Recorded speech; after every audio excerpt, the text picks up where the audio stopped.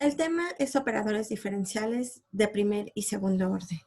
La clase pasada nosotros comenzamos viendo este tipo de operadores de primer y segundo orden, comenzando por una función vectorial f que iba de un espacio de forma general n-dimensional a un espacio m-dimensional, donde normalmente esta función vectorial tenía entonces una función coordenadas o componentes, en este caso enzimas, donde cada una de estas componentes a su vez estaba en términos de esas componentes de R. En este caso, nosotros tenemos que nuestra función vectorial va a tener m componentes, las cuales a su vez van a depender de x. Para el caso particular de 3 dimensiones, nosotros tenemos una función vectorial donde R normalmente tiene componentes f subíndice 1, que puede depender a su vez de las variables x, y, z independientes. Tiene una segunda componente f subíndice 2, que también depende de las variables x, y, z. Y finalmente, una tercera componente f subíndice 3, que también depende de las variables x, y, z. Para esta función vectorial f, normalmente nosotros podemos calcular su variación de esta función vectorial a través de las famosas funciones divergencia, que comúnmente la denotábamos como div de esta función vectorial, o bien el producto punto entre la función vectorial y el operador nabla. Recordemos que nabla en coordenadas cartesianas está definida como la derivada parcial respecto de x, la derivada parcial respecto de la variable y la derivada parcial respecto de la variable z. Por lo que entonces nosotros tendríamos de forma general que la divergencia para esta función vectorial está definida como el producto punto entre el operador nabla y que es el vector que está compuesto de la derivada parcial respecto de x, y, z. Y en este caso particular nosotros tenemos que f tiene 3 componentes que depende a su vez de x, y, z, f1, f subíndice 2 y f subíndice 3. Es el producto punto, es decir, de forma general nosotros vimos que la divergencia es la derivada parcial de cada una de sus componentes respecto de x, la derivada parcial de la segunda componente respecto de y, más la derivada parcial de la tercera componente respecto de z. También nosotros observamos que para el caso particular, para el caso general en el que tenemos una función, si nosotros queremos calcular la divergencia, vamos a tener en su forma general 3 casos. El caso en el que la divergencia puede ser mayor que 0 si nosotros consideramos que nos encontramos en un punto en el espacio cuyas componentes de forma general en coordenadas cartesianas es x, y, z. Si esta divergencia es mayor que 0, nosotros hablamos de que esta es una fuente. Mas, sin embargo, si nosotros suponemos que la divergencia es menor que 0, entonces nosotros hablamos que en el punto P en particular, nosotros que vamos a tener un sumidero o un lugar donde todas las líneas de campo van entrando. Pero existe un tercer caso que nosotros comúnmente conocemos como el caso del tipo solenoidal. Es aquel caso en el que la divergencia es igual a 0, es decir, nosotros también observábamos que si nosotros teníamos una fuente considerada como una llave común de agua, en donde caían todas las gotas de agua, cualquier punto de esta fuente se podría considerar como una fuente. Es decir, en cualquier punto de esta llave en donde estén saliendo las líneas del campo, nosotros tenemos que la divergencia de este campo es mayor que 0. Sin embargo, aquellas líneas de campo que vayan entrando dentro de una coladera, suponiendo que esto es una coladera, van a converger las líneas de campo. Entonces nosotros decimos que en este caso nuestra divergencia del campo es menor que cero. Es decir, en cualquier punto de esta coladera nosotros tenemos un sumidero. ¿Y cuáles son los selenoides? Aquellos que pueden ir girando alrededor, considerando movimientos de tipo no lineales, pero dentro sí del fregadero. En el caso particular en el que nosotros tenemos un campo vectorial que es un fluido, esos tres casos se reduce a dos únicamente, en el que nosotros vamos a tener que la divergencia puede ser diferente de cero, y si es diferente de cero, entonces se dice que nuestro campo es de tipo compresible, es decir, que se comprime. En unos lados tiene fuentes y en otras sumideros, en unas van saliendo las líneas de campo y en otras van entrando. Pero si es igual a cero, pues nuestro campo es de tipo incompresible.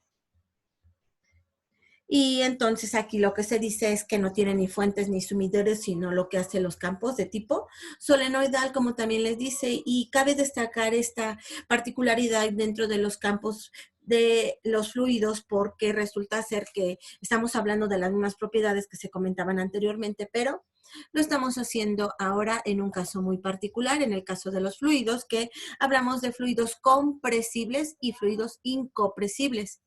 Muy bien, ahora, nosotros también recordemos que la divergencia tiene ciertas propiedades que cumplir. Si nosotros, por ejemplo, suponemos que de forma general tenemos dos campos, en el que F y G son dos campos vectoriales que van del espacio tridimensional al espacio tridimensional, y tenemos una función escalar phi que va de R3 a R, tales que los tres son diferenciables. Esas tres funciones son una región que pertenecen a R3, entonces para cualquier punto X, Y, Z se satisface primera propiedad, que la divergencia de una suma es la suma de las divergencias. Segunda propiedad, que la divergencia del producto de una función escalar por una vectorial va a ser la suma de la función escalar por la divergencia de la función vectorial más el gradiente de la función vectorial, producto punto con el gradiente de la función escalar producto punto con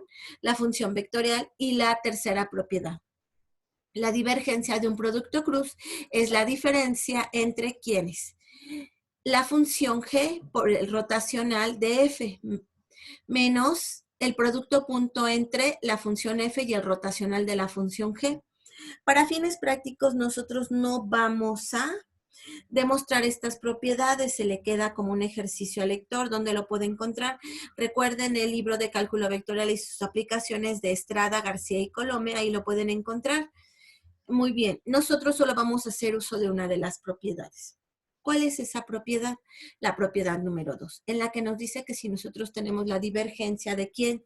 De una función vectorial, entonces nosotros vamos a poder obtener de una función vectorial por una función escalar. Entonces nosotros, ¿qué vamos a tener? Lo siguiente, vamos a tener el producto de la divergencia de la función vectorial por la función escalar más el gradiente de la función escalar por la función vectorial. Producto punto. Entonces vamos a resolver este problema. ¿Qué nos dice el problema? El problema nos comenta lo siguiente, que nosotros vamos a considerar el radio de la Tierra, que es R, y cuya masa es M mayúscula y O es su centro, y que G, que es la constante de gravitación, va a ser esa famosa constante universal que calculó en su tiempo Newton. Y vamos a considerar un punto en el espacio R, el vector de posición a partir del centro de la Tierra al punto P. A la longitud R del vector se le va a indicar únicamente con qué cosa, con el famoso vector R minúscula, y de acuerdo a la física clásica que nosotros vimos desde el bachillerato y en algunos casos ahorita lo vemos en cinemática, se nos comenta que El campo BDR es debido al campo gravitatorio, es decir, este campo es llamado campo de fuerzas gravitacional de la Tierra y que da la fuerza por unidad de masa ¿de quién? De la Tierra. Y además vamos a suponer que el vector P, es decir, la distancia entre el origen y P, va a ser fuera del radio de la Tierra. Recordemos que R mayúscula es el radio de la Tierra y esta fuerza o este campo vectorial va a estar dado por esta expresión que está encerrado en rojo, que es el potencial BDR es igual a menos G veces menos G, la constante de la gravitación universal por la masa de la Tierra, entre la distancia al cubo por el vector posición R. Se nos pide demostrar que para R mayor que R, este campo de qué forma es, este campo es un campo de tipo solenoidal. Muy bien, pues entonces, recordemos que el campo sea solenoidal significa ¿qué cosa? Que su divergencia, ¿cuánto vale? Que su divergencia, en este caso de este campo que llama BDR, es igual a 0. Entonces es lo que nosotros tenemos que demostrar. Para demostrarlo, no tenemos que perder de vista que nuestro campo BDR está dada por la expresión menos G por la masa sobre la distancia al cubo, por el vector R. Entonces, contextualizando, ¿qué es lo que vamos a hacer? Vamos a considerar a la Tierra, sabemos que no es exactamente redonda, que está centrada en el espacio tridimensional X, Y, Z, donde los ejes son los siguientes, son X, Y y Z. Entonces, si nosotros consideramos que este punto que está en este centro, con ojos de amor, es el famoso origen o el punto central del cual nos habla el problema, y que R, que es el radio de la Tierra, este va de aquí a acá, es R, y que tomamos un punto P fuera de la Tierra, que es este, lo voy a marcar en amarillito. Entonces, el vector posición R es este. Este vector en su forma general P va a tener componentes X, Y y Z, por lo que el vector R de forma general va a tener las componentes X menos 0, X, Y menos 0, Y, Z menos 0, Z, por lo que nuestro vector posición va a tener componentes X, Y y Z, y en particular la magnitud al cubo, que era lo que nos definía como R minúscula, va a ser igual a la raíz cuadrada de la suma de los cuadrados de cada una de las componentes, que es X cuadrada más Y cuadrada más Z cuadrado, y en este caso, como está el cubo, sería a la 3 medios. Luego entonces, ya teniendo esto, tenemos que nuestro potencial BDR, ¿cómo se puede expresar en su forma más general? Obtenemos que nuestro potencial BDR va a quedar expresado como menos la constante de la gravitación universal por la masa sobre, en vez de poner R cúbico, ponemos X cuadrada más Y cuadrada más Z cuadrada elevado a la 3 medios. Y por acá aparece el vector posición, que recordemos que es el vector X, Y y Z.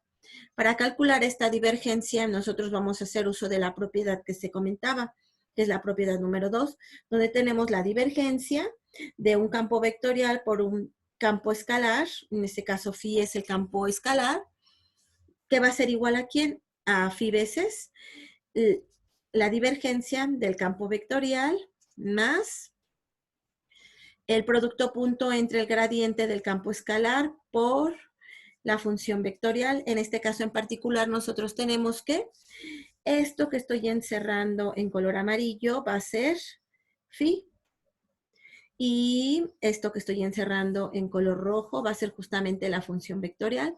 Entonces vamos a calcular el primer término, que es lo que estoy subrayando en color amarillo, y después el segundo término. Entonces, para calcular el primer término, recordemos que nosotros debemos de calcular el producto punto entre la función phi y el gradiente de la función vectorial. En este caso, recordemos que phi es menos g veces la masa de la Tierra por x cuadrada más y cuadrada más z cuadrada a la 3 medios. Ahora hay que calcular la divergencia de la función vectorial, que en este caso es x, y y z. Recordemos que la divergencia de esa función x, y z, ¿quién es? La derivada parcial de la primera componente, que es x respecto de x, más la derivada parcial de la segunda componente, que en este caso es y, respecto de y, más la derivada parcial de z respecto de z. Observemos que en cada una de las derivadas obtenemos 1, más 1, más 1, por lo que tenemos que la divergencia del campo vectorial, en este caso función posición, es igual a 3, por lo que al sustituir obtenemos que el primer sumando de la divergencia que queremos calcular es igual a, esto nos da 3, por lo que este primer término es menos 3 veces por la constante de la gravitación universal por la masa sobre x cuadrada más y cuadrada más z cuadrada elevada a la 3 medios. Y ese es el primer sumando que nosotros requerimos calcular precisamente para obtener nuestra divergencia del producto de estos dos campos. Ahora, calculemos a quién. A el producto punto entre el gradiente de nuestra función vectorial con la función, perdón, el gradiente de la función escalar con la función vectorial. Es decir, esto es igual a quién? Al gradiente de la función. Recordemos que en este caso nuestra función vectorial, ¿quién es? Escalar, menos g veces la masa sobre x cuadrada más y cuadrada más z cuadrada, producto punto, nuestra función vectorial, que recordemos que esa función vectorial es x, y z. Muy bien, antes de sustituir en esta parte, recordemos, aquí me faltó un 3 medios, porque está el cubo. Sustituimos. Entonces, al derivemos, encontremos este operador gradiente. Este operador gradiente, que de forma general ahorita para fines prácticos lo voy a manejar como el gradiente de phi, es igual a la constante g por m, la voy a sacar de todo de todo esto encerrado en verde, y me va a quedar la derivada parcial respecto de x de quién, de x cuadrada más y cuadrada más z cuadrada a la menos 3 medios más componente yésima. Es un vector, el gradiente recordemos que convierte una función escalar en un vector, más la derivada parcial respecto de y de esto mismo, que es x cuadrada más y cuadrada más z cuadrada a la menos 3 medios, más la derivada parcial respecto de z de x cuadrada, aquí me faltó componente jésima, más y cuadrada más z cuadrada a la menos 3 medios. Componente késima y se cierra. Ahora bien, cuando nosotros, por ejemplo, derivamos este primer término, obtenemos lo siguiente. En el numerador vamos a obtener el término, el menos 3 medios nos queda como un factor multiplicando, entonces nos queda menos 3 medios. ¿De quién? De la derivada del argumento, que en este caso es 2x, sobre x cuadrada más y cuadrada más z cuadrada menos 3 medios menos 2 medios nos queda menos 5 medios, y esto nos queda en el denominador como x cuadrada más y cuadrada más z cuadrada a la menos 5 medios. Observemos que en los siguientes dos sumandos, que es la derivada respecto de y y respecto de z, nos queda algo semejante. Nos queda menos 3 medios de, nada más que en vez del segundo sumando, en vez de quedarnos x, nos va a quedar y. En el tercer sumando, en vez de quedarnos el término de x, nos va a quedar z. Por lo que nosotros entonces esto lo vamos a poder reescribir de la siguiente manera. Para fines prácticos voy a reducir los términos y esto nos va a quedar como Antes de continuar, observemos que el 2 sobre el 2, en esta derivada nos queda 1, por lo que nos queda únicamente menos 3x. Entonces vamos a obtener menos 3x, componente y-ésima, menos 3y, componente j-ésima, y menos 3z, componente k-ésima. Y todo dividido sobre ¿quién? Sobre el término x cuadrada más y cuadrada más z cuadrada a la 5 medios. ¿Ok? Ahora bien, todos estos términos que tenemos en común los podemos factorizar. Cuando nosotros lo factorizamos, lo que es este término y el 3 en cada una de las componentes, eso nos va a quedar como ¿quién? Como que el gradiente de la función escalar va a ser igual a, antes de continuar, observemos. Nosotros tenemos también el signo negativo, que es menos. Con este menos me va a quedar más, por lo que me va a quedar más 3 veces la constante de la gravitación universal por la masa sobre este cociente a las 5 medios. Entonces nos queda que el gradiente va a ser igual a 3 veces la constante de la gravitación universal por la masa sobre x cuadrada más y cuadrada más z cuadrada a la 5 medios. Por el vector, ya lo voy a poner en forma vectorial, x, y z, ya no en términos de i, j, k, de los vectores canónicos. Ahora, para obtener este segundo término, que es el producto punto entre el gradiente y la función, vamos a sustituir precisamente este gradiente que acabamos de calcular.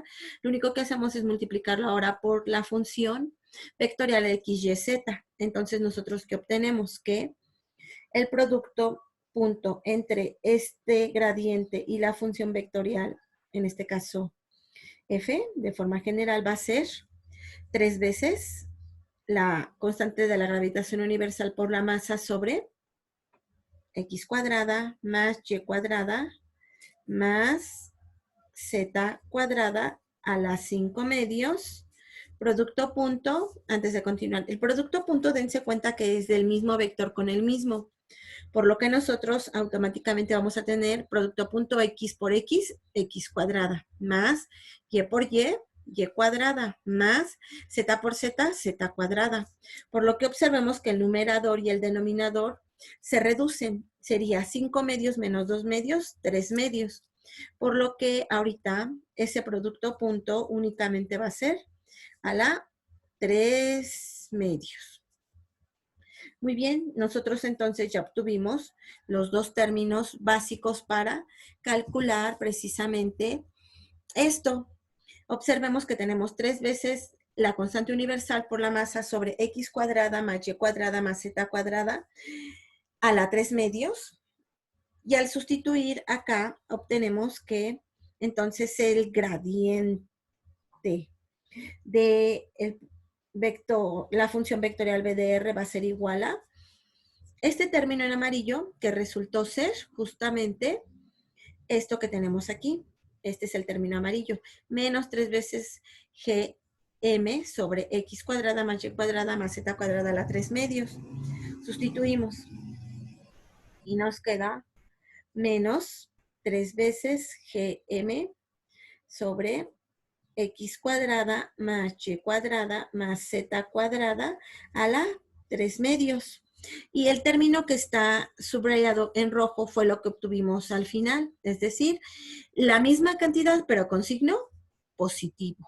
Sustituimos y entonces esto al final nos queda más 3 veces g por m sobre x cuadrada más y cuadrada más z cuadrada a la 3 medios. Y esto al final sumando, ¿cuánto nos da? 0. Esto es igual a 0.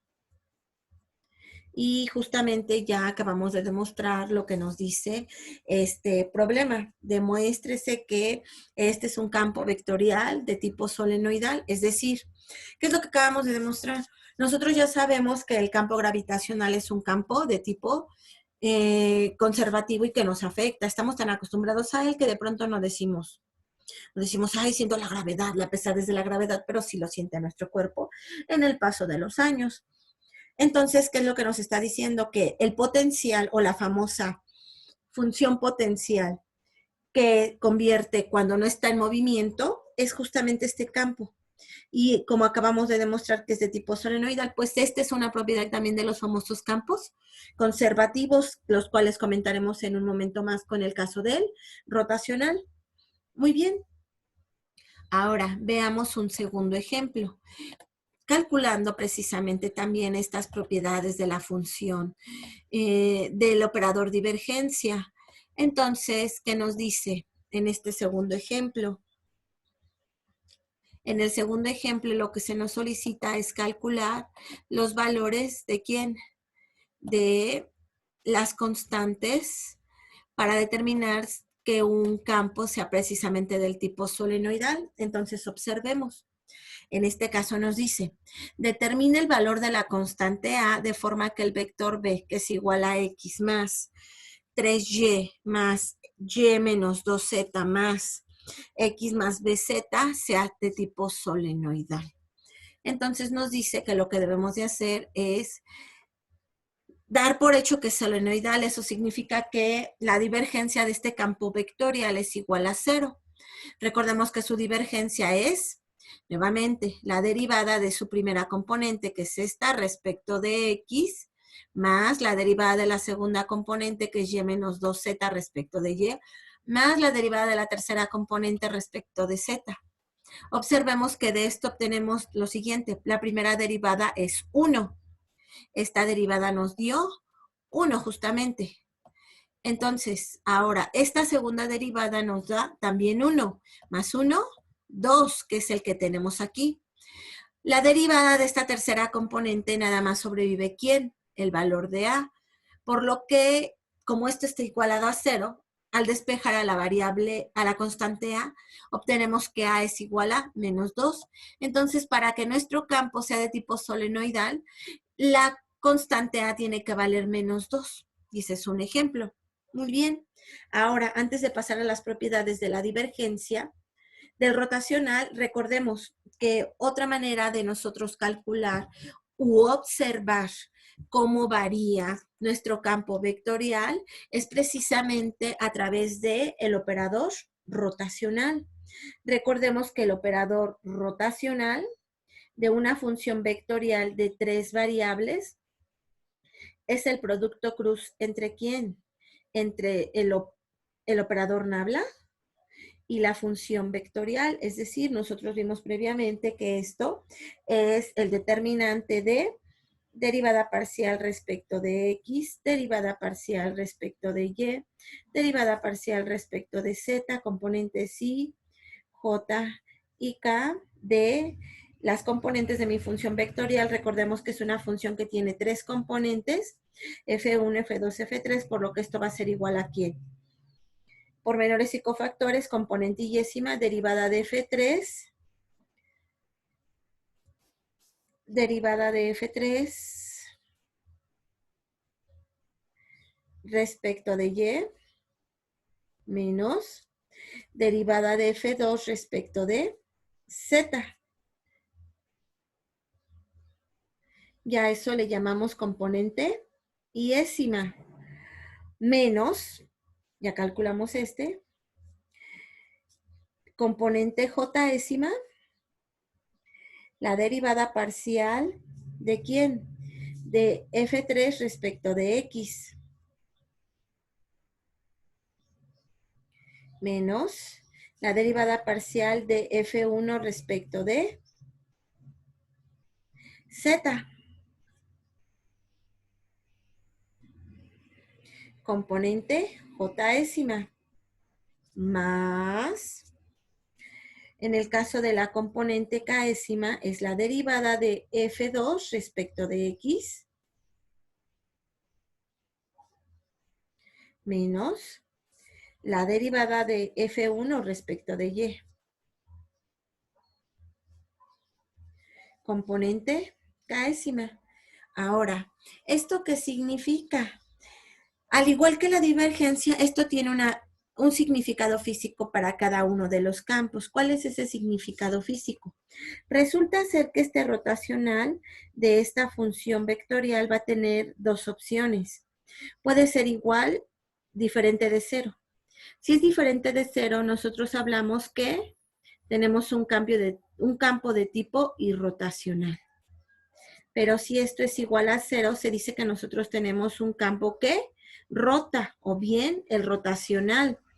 Es decir, si nosotros en el espacio tenemos representado en el espacio tridimensional a, en este caso, una función vectorial que se dice que solamente tiene componentes en Y, decimos que nuestro campo en algún punto de forma general gira alrededor del eje Y, pero también podríamos tener el caso en el que tenemos una función que gira en torno a algo que está en el plano, por ejemplo, YZ. Entonces, si tiene, por ejemplo, su rotación al componente Y y Z, se dice que ese campo está girando en el plano YZ de forma general, en cualquiera de los planos o en un conjunto de planos. En esos dos casos que estoy comentando, su campo, en el caso en el que rote, tiene que ser diferente de cero, y en el caso en el que sea rotacional, se dice que el rotacional vale cero. En estos casos, su rotacional varía. Muy bien, esa es la interpretación física.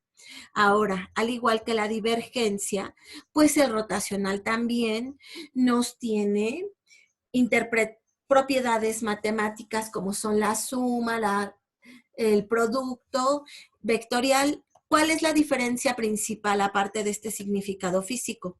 Resulta ser que la diferencia principal radica en que dense cuenta que la divergencia, el resultado nos da únicamente un escalar. ¿Y qué pasa con el rotacional? Cuando ustedes rotan un campo vectorial, eso les da nuevamente un campo de tipo vectorial. Luego entonces nosotros tenemos un campo que está variando conforme pasa el tiempo.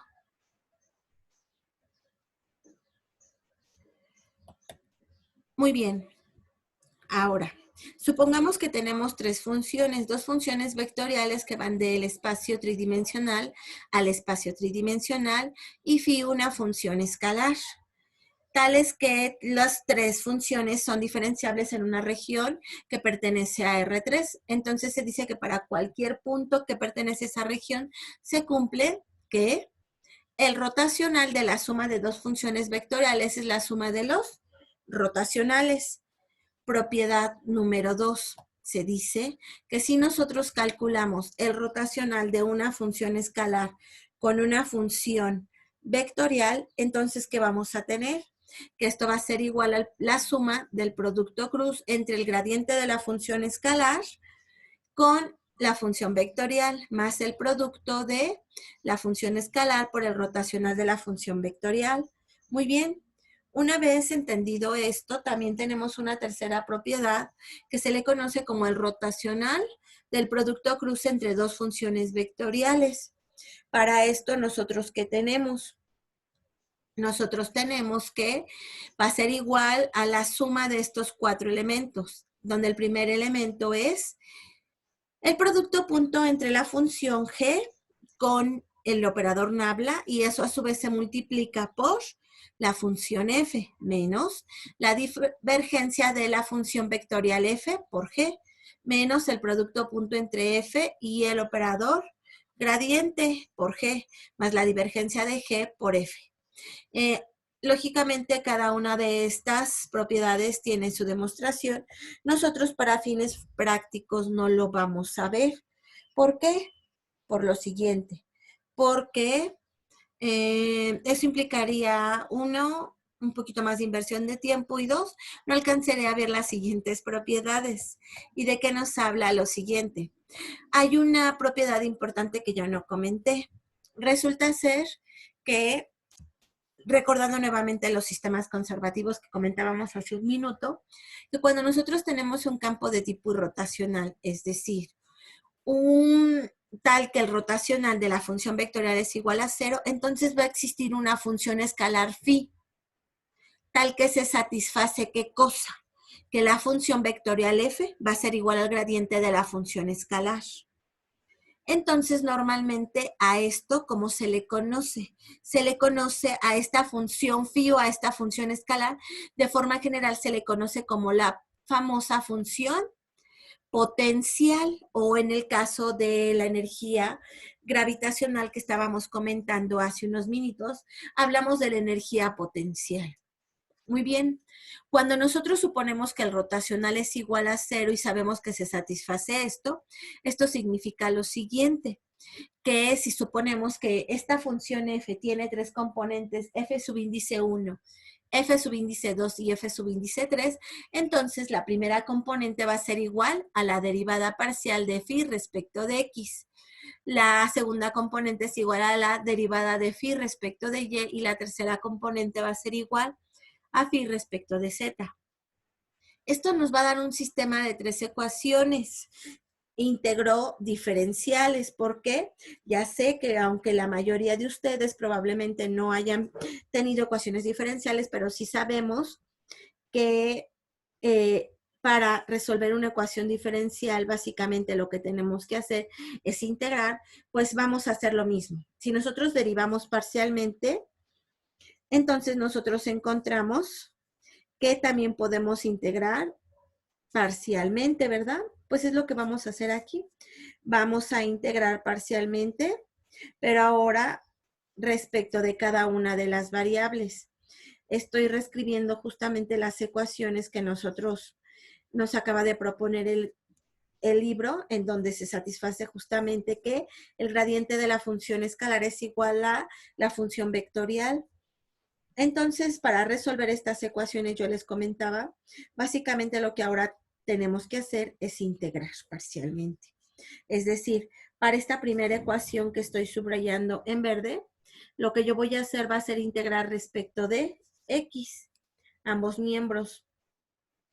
Voy a tener f1, integrar parcial respecto de x del lado derecho, pero del lado izquierdo, diferencial con integral, nos queda únicamente la función phi. Análogamente voy a tener lo mismo si yo realizo esa misma operación con esto que tengo aquí, multiplico ambos términos por ¿quién?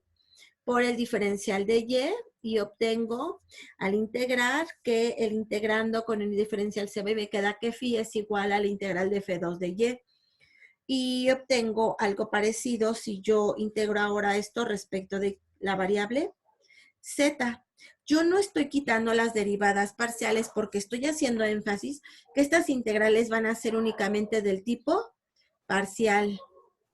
Es decir, nosotros más adelante vamos a ver que cuando derivamos parcialmente, lo que en realidad hacemos al integrar parcialmente, básicamente es integrar múltiplemente.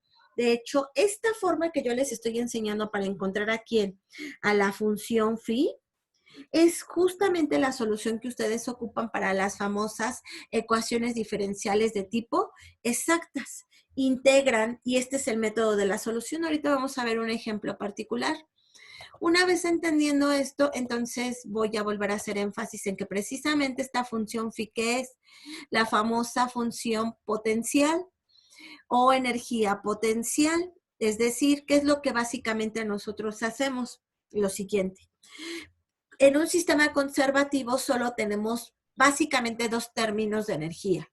La que está en movimiento, que normalmente se le conoce como cinética, y la energía que está conservada y que no está en movimiento, que normalmente se le conoce como potencial. Entonces, para cualquier sistema que cumpla que es un sistema conservativo, su energía siempre se va a conservar, siendo que siempre van a tener que va a ser la suma de la energía potencial más la energía cinética.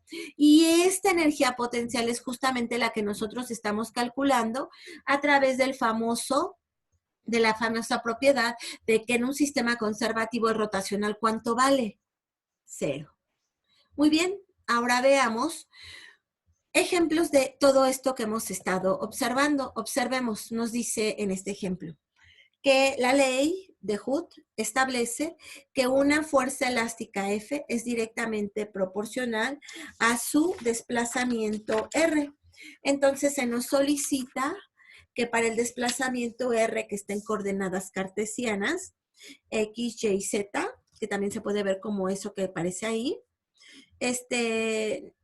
si tenemos una partícula sola sobre la cual actúa justamente esta fuerza de menos K veces K. Recordemos que K es la famosa constante de Hooke, en donde nos dice que si ustedes desplazan a su resorte en un sentido, ahorita lo vamos a ver, la fuerza que siente o que ejerce el resorte sobre nosotros es menos lo que estamos estirando. Recordemos que esta ley solamente es conservativa, aunque aquí no lo dice específicamente, cuando no se deforma justamente el resorte. Cuando se deforma el resorte, esa ley no es válida. Entonces se nos pide verificar que esta expresión es una fuerza conservativa. De acuerdo a lo que acabamos de recordar, una fuerza conservativa es aquella, o cualquier campo conservativo, es aquel tal que el rotacional de esta fuerza tiene que ser igual a el vector cero, para que esta fuerza sea de tipo conservativo. Entonces, ¿qué es lo que vamos a hacer? Lo que vamos a hacer a continuación es justamente calcular este rotacional. Solo para hacer énfasis, ya sé que lo saben. Recordemos que esto es el desplazamiento, esto es de manera general en el espacio. Yo estoy suponiendo que está ligado y que este se está moviendo a lo largo de todo el espacio en X, Y y en Z incluso. De hecho, ok, voy a... su resortito, cuando ustedes lo están moviendo, tiene componentes de forma general X, Y, Z. Y este resortito no se deforma, sino no satisface la ley de Hood. Recordemos que la ley de Hood nos dice que la fuerza es igual a menos la constante de Hood por el vector posición. Entonces, si esto sucede, se supone, no nos va a suceder que el rotacional de esta función vectorial tiene que ser igual a 0. Entonces calculemos justamente su rotacional de esta función vectorial. Recordemos que el rotacional de una función vectorial es igual a el determinante y jk de la derivada parcial respecto de x, derivada parcial respecto de y derivada parcial respecto de z. ¿De quién? De, aquí supongo que su primera componente es menos kx, que es lo que viene en la teoría, menos ky, y su tercera componente es menos kz. Realicemos este producto cruz. Yo la verdad no sé cómo calcular este rotacional de memoria, entonces lo que hago siempre es calcular el determinante. Componente yésima es la derivada parcial de menos kz respecto de y, pero la derivada de menos kz respecto de y, ¿cuánto me da? 0. Menos la derivada de menos ky respecto de z me va a dar también 0. Y ya tengo la componente yésima, por lo que obtenemos que en la componente yésima tengo 0i. Menos la componente jésima. En el caso de la componente jésima, ¿yo qué voy a tener?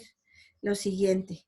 Voy a tener que es la derivada parcial respecto de x de kz, que en este caso es 0, menos la derivada parcial respecto de z de menos kx, que en este caso también es 0. Por lo que también acabamos de obtener que la componente jésima es 0. Ahora derivemos parcialmente respecto de x a ky, que en este caso es 0. Ahora la derivada parcial de menos kx respecto de y también nos da 0, por lo que obtenemos que este rotacional de este campo en particular es el vector 0. Y por lo tanto, ustedes acaban de demostrar que ¿qué sucede? Que este es un campo de tipo conservativo, F. Y como es un campo de tipo conservativo, entonces, de acuerdo a lo que acabamos de ver también, existe una función escalar tal que, ¿qué sucede? Tal que esa función escalar, la derivada parcial de esta función phi respecto de x, a que va a ser igual a la primera componente, que es menos k por x. Y tenemos una segunda ecuación, que es la derivada parcial de phi respecto de y, que va a ser igual a menos k por y. Y tenemos finalmente la ecuación derivada parcial de phi respecto de z es igual a menos k por z. Igualamos de la misma manera como lo hicimos al principio. Una vez ya obtenido esto, ¿qué sucede? Pues ya podemos calcular lo que vale phi para cada una de estas. Entonces resolvamos cada una de estas ecuaciones diferenciales. En la primera obtenemos que phi es igual a la integral de menos k veces por x derivada. Integramos parcialmente respecto de x. Normalmente los libros lo llaman así. No dicen que es parcial, pero les estoy diciendo. Es decir, su integral va a ser menos k x cuadrada sobre 2, más una función que va a depender de quién. De las variables que no integraron, que en este caso es y y z. Realizamos lo mismo, pero ahora para esta integral, que es la integral de phi, pero ahora respecto de la variable y de menos ky. Cuando nosotros realizamos eso, obtenemos lo siguiente, que phi va a ser igual a menos k veces la integral de y, diferencial de y, que en este caso, ¿cuánto vale esta integral? Menos k veces y cuadrada sobre 2 más una función que va a depender de quién, de las variables que no integraron, que es x y z. Y ahora la integral que vamos a calcular es phi, pero ahora integrando a menos kz respecto de la variable z. Entonces, para ello nosotros tenemos lo siguiente, que phi va a ser igual a menos k veces la integral de z. Aquí es diferencial de y, aquí va a ser diferencial de z. Al integrar esto nos va a quedar menos k veces z cuadrada sobre 2 más una función g que va a depender de las variables que no integraron, que en este caso son x y y. ¿Cómo van a proponer su función escalar? Como la suma de los términos que no aparezcan. En este caso, ¿cuáles son? Menos kx cuadrada, menos ky cuadrada sobre 2 y menos kz cuadrada sobre 2. Entonces, ¿qué van a tener? Que su función phi, que va a depender de las variables x, y y z, que es una función escalar, recuerden, va a ser menos kx cuadrada sobre 2, menos k, y cuadrada sobre 2, menos k, z cuadrada sobre 2, y más una constante de integración que debe de aparecer en cada una de estas. Y esta función es justamente su función potencial. Cuando ustedes resuelvan ecuaciones diferenciales parciales exactas, es justamente, este es uno de los métodos que se utilizan. Algunos libros lo utilizan de esta manera, algunos otros libros utilizan una manera alternativa, pero al final todos recaemos en lo mismo.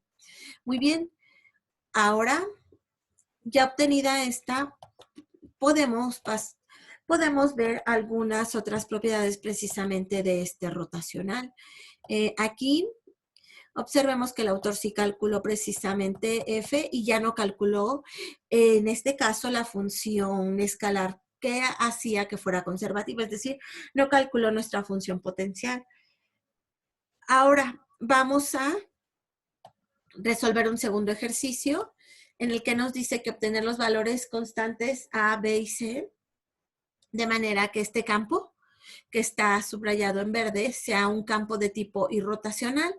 Recordamos que irrotacional significa que sea conservativo, es decir, que su rotacional vale 0.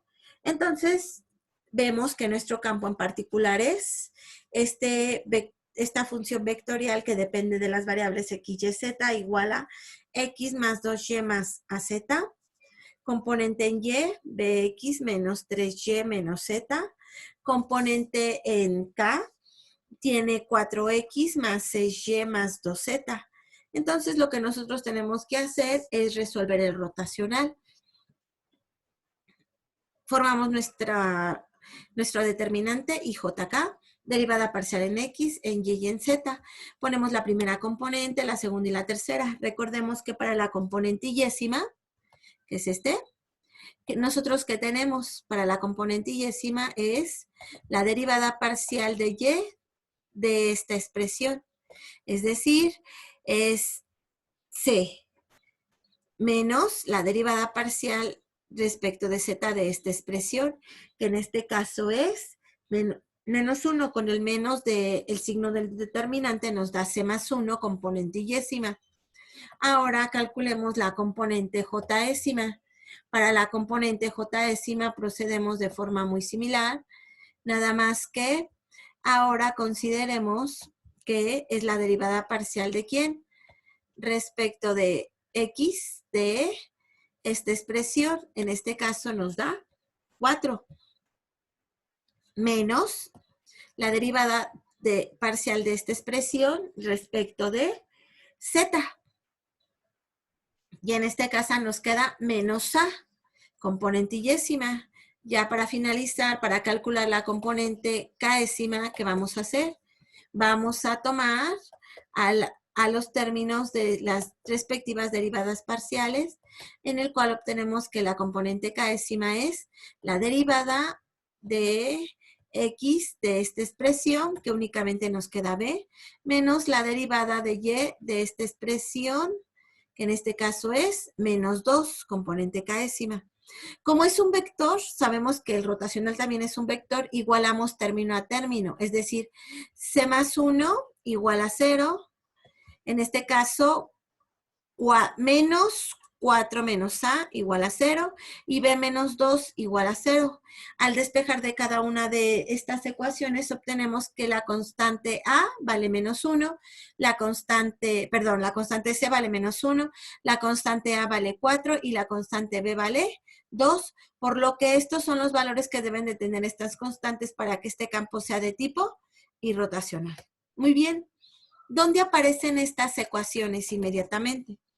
Dentro de las aplicaciones encontramos las famosas leyes de Maxwell. Estas leyes de Maxwell, ¿qué es lo que nos dicen? Nos dicen el comportamiento de cómo pasamos de un campo eléctrico a un campo magnético y a la formación de un campo electromagnético.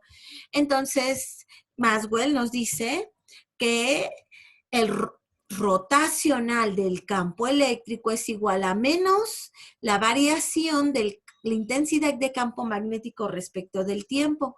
Tenemos algo análogo para el caso de la intensidad de campo magnético, que este se va a formar por la variación de la densidad de campo eléctrico respecto del tiempo, pero aquí este término que está encerrado en verde nos indica que Maxwell, que fue precisamente la aportación de Maxwell, nos dice, sí sucede, pero falta una corriente eléctrica de desplazamiento que él llamó J. Más adelante, cuando lleguen a tener teoría electromagnética, se van a dar cuenta. Entonces aquí ya aparece cómo a partir de el rotacional de estas intensidades de campo eléctrico, nosotros obtenemos parte de las ecuaciones de Maxwell. Muy bien, entonces, observaciones. Cuando ustedes tienen un campo escalar, normalmente, ¿qué se le puede aplicar únicamente? El gradiente. Segunda observación, cuando ustedes tienen un campo vectorial, pueden calcular 3 cosas. El gradiente, justamente, que yo lo mencionaba desde la clase anterior, que normalmente es la matriz y es la famosa matriz jacobiana. Pueden calcular la divergencia. Este gradiente se divide en 2 operadores. ¿Cuáles son esos operadores? El operador divergencia y el operador rotacional, donde el operador divergencia de este campo vectorial me va a dar como resultado un escalar y el operador rotacional de este campo vectorial me va a dar un campo escalar. Muy bien. Hasta aquí operadores diferenciales a primer orden. Vamos a pasar a los operadores diferenciales a segundo orden. Para estos operadores diferenciales a segundo orden, nosotros vamos a tener lo siguiente. Nosotros vamos a tener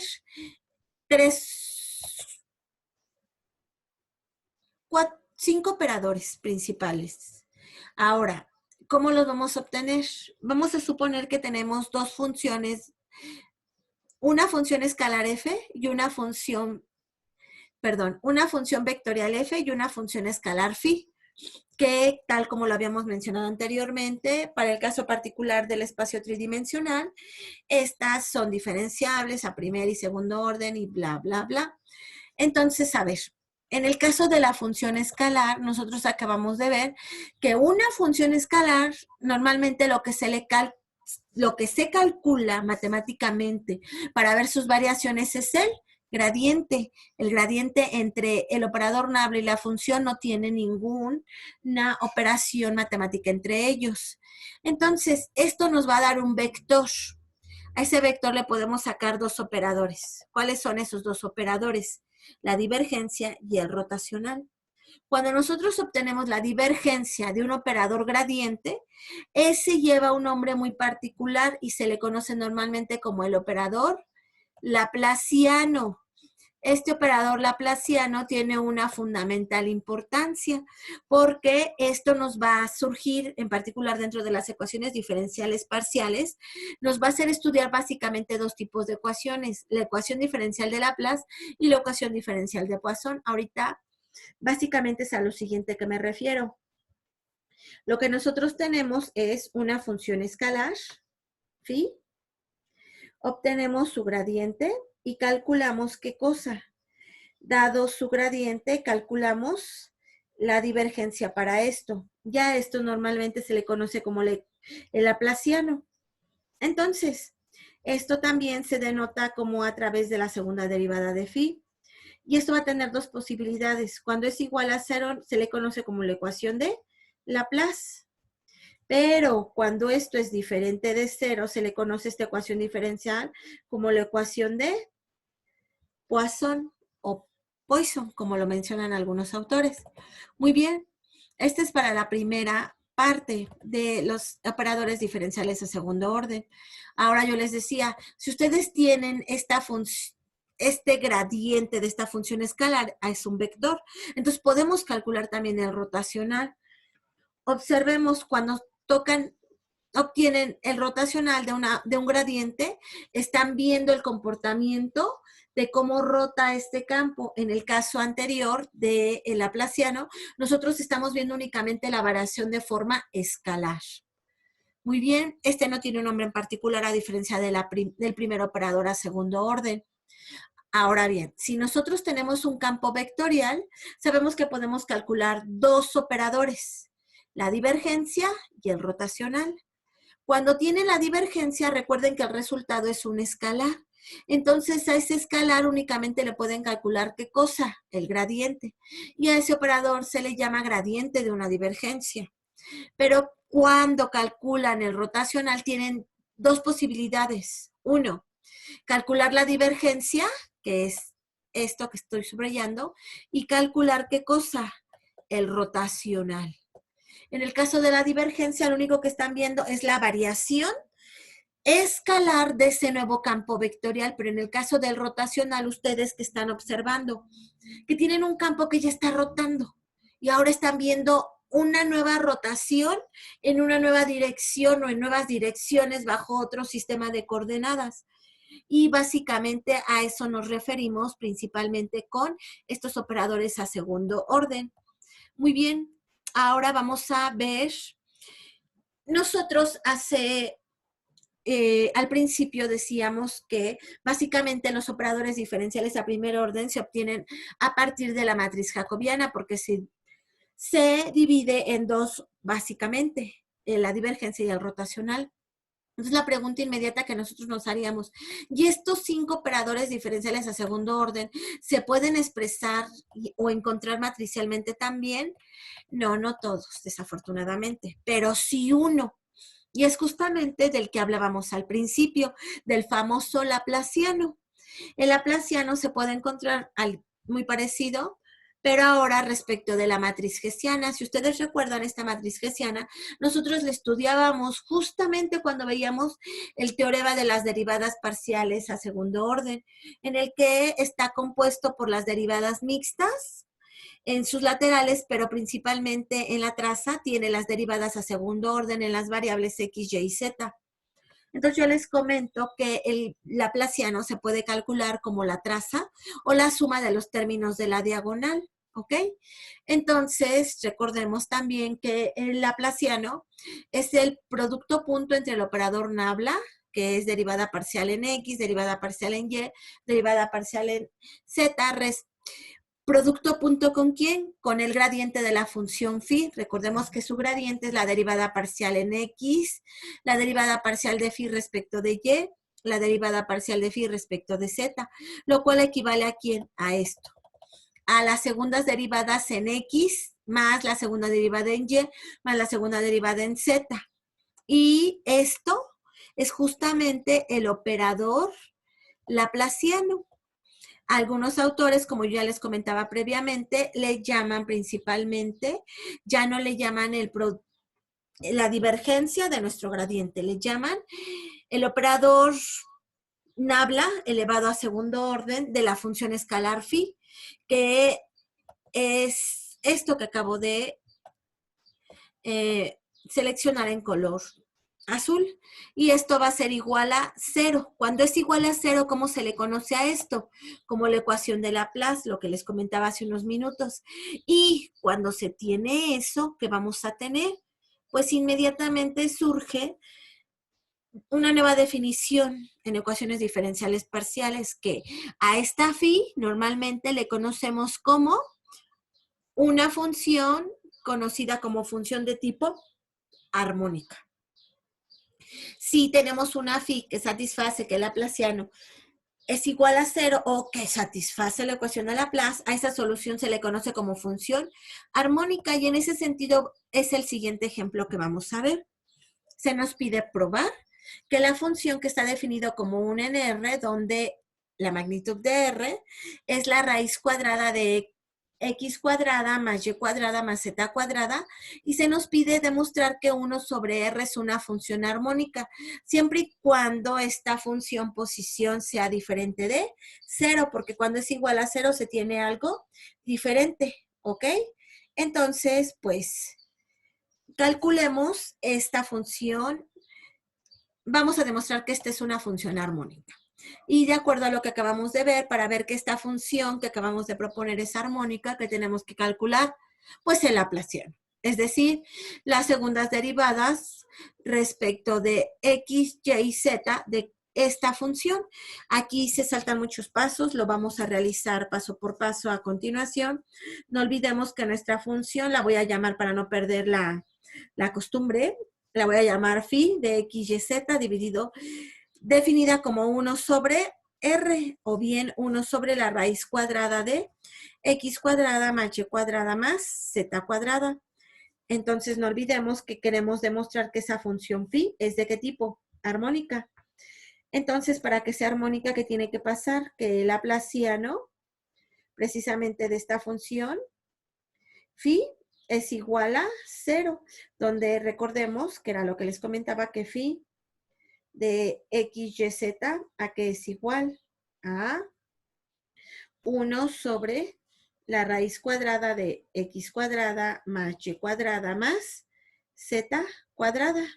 Entonces recordemos que para calcular el laplaciano, eso significa que el laplaciano de esa función es la derivada parcial a segundo orden de phi respecto de x más la derivada parcial de phi a segundo orden respecto de y más la derivada parcial de phi a segundo orden respecto de z. Me voy a centrar en este porque se van a dar cuenta que los dos términos van a ser semejantes a la derivada parcial de este término. Entonces obtengo que la derivada parcial de phi respecto de x va a ser igual a la derivada parcial de phi respecto de x de quién? De la primera, es decir, de la derivada parcial respecto de x de x cuadrada más y cuadrada más z cuadrada a la menos 1/2.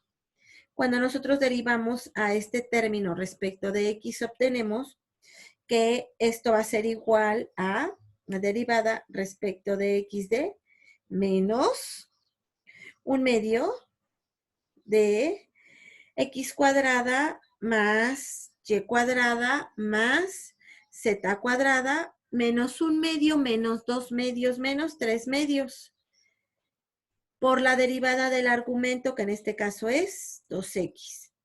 2 sobre 2 nos da la unidad y nada más nos queda menos x sobre x cuadrada más y cuadrada más z cuadrada a la 3/2. Esta nueva función la tenemos que derivar respecto de x nuevamente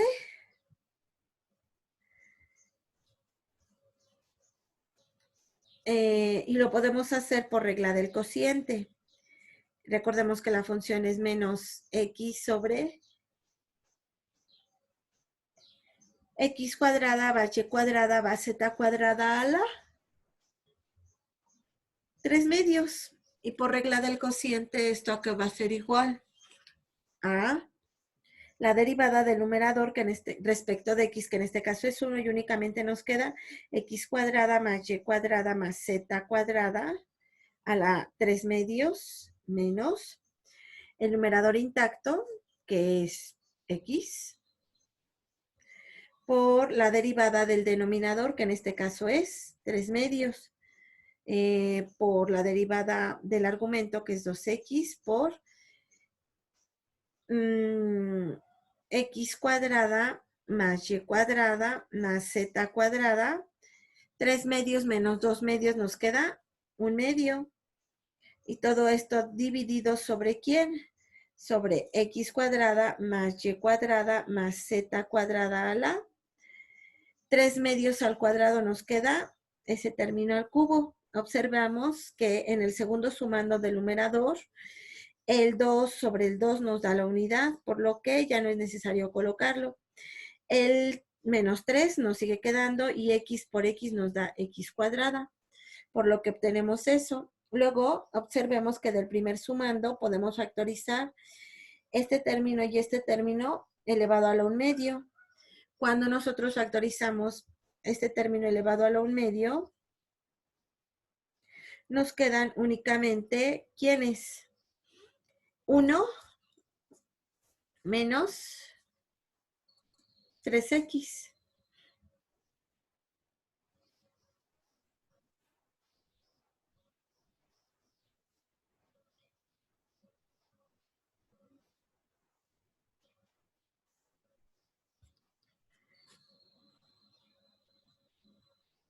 Menos 3x cuadrada.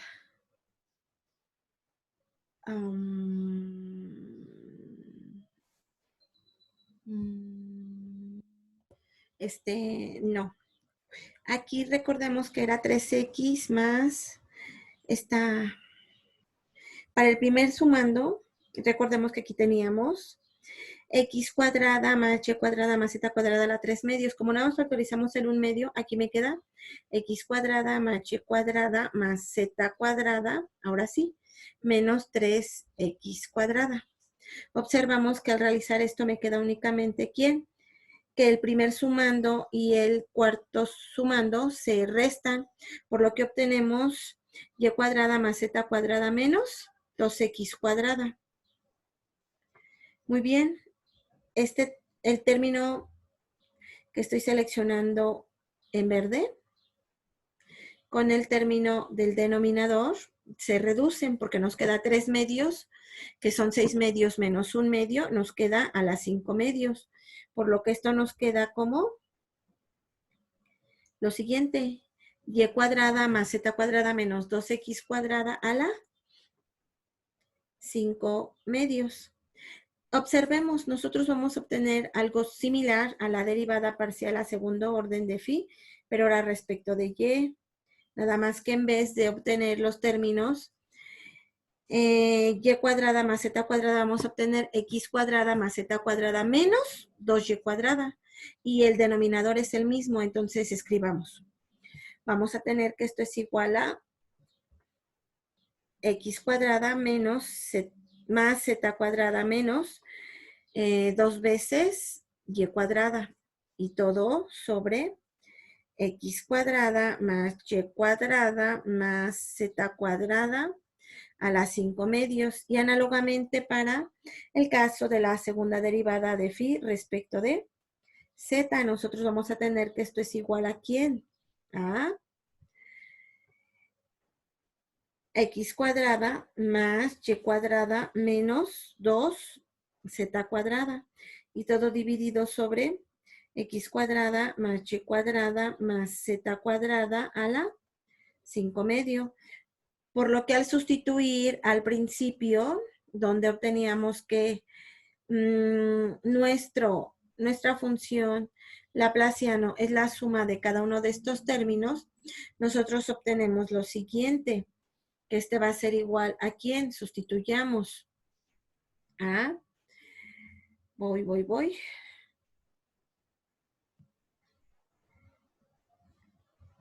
Y cuadrada más Z cuadrada menos 2X cuadrada para el caso de la derivada de phi respecto de X más X cuadrada más Z cuadrada menos 2 veces Y cuadrada más X cuadrada más Y cuadrada menos 2 veces Z cuadrada y todo dividido sobre ¿quién? Sobre X cuadrada más Y cuadrada más Z cuadrada a la 5 medios. Observemos.